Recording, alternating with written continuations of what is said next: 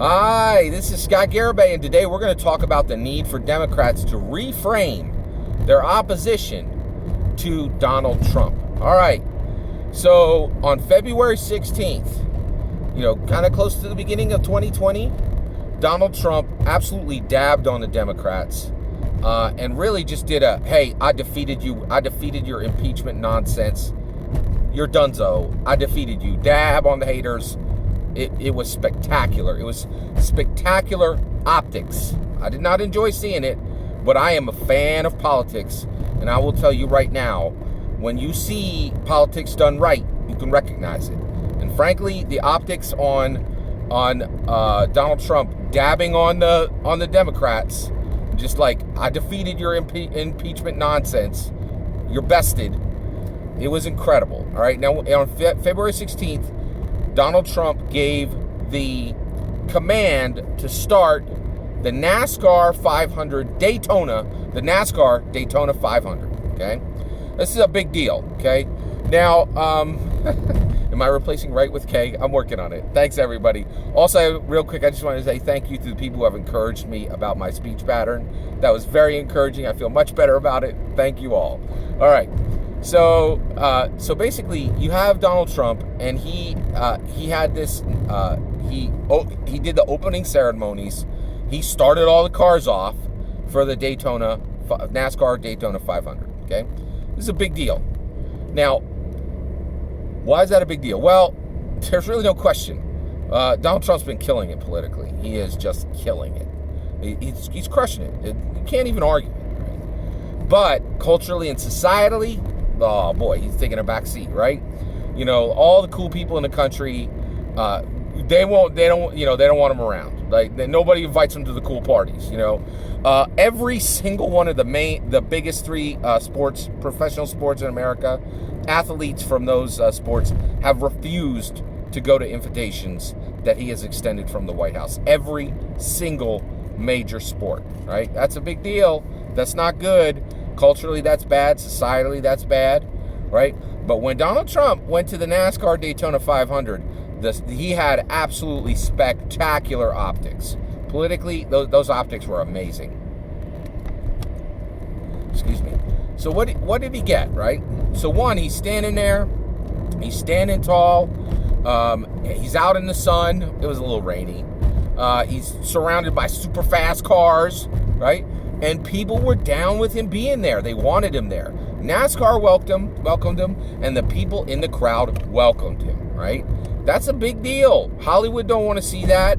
And there's a lot of people in America do not want to see him winning culturally and societally. They want to keep his wins to the political sphere. But that's just it, and I think the reason he did this is he really wanted to just completely dab on the Democrats for beating them in this impeachment thing. And guess what?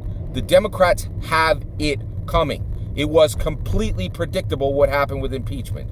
Impeachment is going to end up giving him 5 to 20 points in the election, right? It was an absolutely catastrophic failure. The only thing worse than the impeachment is perhaps the Iowa actually, I do think the Iowa result caucus, not caucuses, caucus delay is the Iowa caucus result delay is worse than the impeachment. But Donald Trump, did this, and the optics were truly spectacular. So he just made himself look so great. Another one is he had Melania there with him. Okay, this is a big deal because when he came into the presidency, it was really odd. Melania didn't move into the house with him. Like, she didn't like if you get a job and and whoever cares about you doesn't go with you. Like, I get that if you're maybe if you're strapped for cash or something, but it looks strange, right? So here we are, and he's there and Melania's there, and that's a big deal because right now in America we have three crises. We're dealing with a global climate crisis. We're dealing with a global health crisis, and the fringes of it, right? And actually, even the global climate crisis we haven't been getting hit as much as, other places on Earth. The global health crisis, we're getting the fringes of it. We're getting little tendrils of it here and there. But the big one is a global love crisis. We just, in America, more and more people are looking at the complexity of modern love and just saying, I'm out. I'm not even going to attempt it. And that's a great sadness. I think it's one of the most nether shaded realities of American life. And I think people don't really understand how deep that love crisis thing is. It is a very, very serious problem with incredibly dangerous, nether shaded ramifications that we are only now seeing the very, very forward edges of. It is not good. Not good. All right. So you have all that, and all right. So Donald Trump just knocks it out of the park with this NASCAR Daytona 500. Okay. Now, this thing, him doing this well, it really points to why we have these problems and what the Democrats have to do about it. The Democrats absolutely must reframe their opposition to Donald Trump. For 4 years, their opposition to Donald Trump has been the following. They have said, we are opposed to this unintelligent, ineffective villain, right? And here's the problem. Unintelligent is flat out wrong. There's no two ways about it. If you're not paying attention, Donald Trump is quite intelligent. If you think that he isn't, you better check. You might want to go get your own IQ. That dude is intelligent. No two ways about it. And it has been massively, massively politically, culturally, and societally dangerous for the Dems to paint him as anything but intelligent. We have lost a lot of ground off this foolishness of trying to paint Donald Trump as not intelligent. He is intelligent, and we need to start, and the Democrats need to start rolling this back, because people aren't worried about other unintelligent people as opponents. Okay, all right. Next, ineffective. The Democrats have said he's ineffective. Again, shockingly wrong. So wrong. Donald Trump has been amazingly effective, okay? He's gotten in a crap ton of judges. There's a chicken in every pot. Like the stock market is literally breaking records. It is incredible what has happened. He has cracked in half of the things that Obama has put into place. He has been incredibly effective. On the climate issue, right? Donald Trump's not a big climate guy. He has been incredibly crafty at making sure he got exactly what he wanted from the EPA, right? And he has recrafted the EPA in a way that you would not believe. Donald Trump is effective. And the Dems painting him as non-effective is incredibly foolish. It was foolish from the beginning. Let's talk about this villain tag. The Democrats have been trying to, tag him as villain. And actually, I'm using the word villain there. Democrats have been using far, far worse words for it, right? But here's the problem. I'm not saying that villain is wrong or right. I'm saying it's useless. The word villain is useless in modern politics. And the reason why is partisanship is so high, right? That it doesn't, like, when the person's on your side, you generally don't care. Partisanship is so much higher than it has ever been at any point in American history that the word villain has no more utility. So it is no longer useful, okay? All right, so if the Dems need to roll back, and frankly, I feel like they even need to apologize for doing this, because it's done damage. It's allowed Donald Trump so much leash to roam, right? And because he was underestimated at every turn. The Democrats said from 2016, you don't need to be worried about what this person can accomplish because he's unintelligent and ineffective.